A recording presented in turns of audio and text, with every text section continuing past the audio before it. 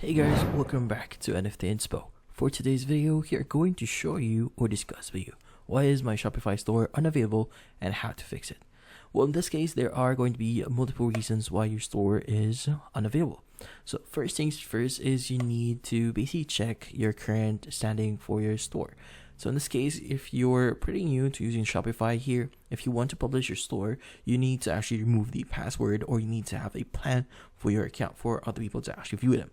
In this case, at the bottom left, you could go and click on settings. And from here, what we need to do is we need to choose the option for our plan. So in this case, you could go to billing here, or you could go to plan, and you should be able to see the plans that is currently available in Shopify. Now again, you need to have a plan for you to start using Shopify here.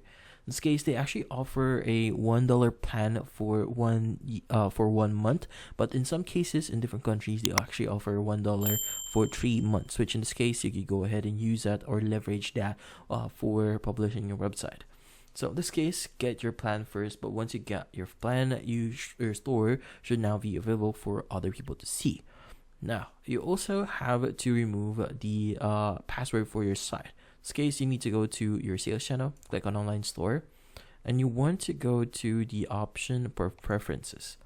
The preferences, what we need to do is you need to actually scroll down a bit and look for the option for a password, which in this case, you have the password protection section, which in this case, you need to remove this one.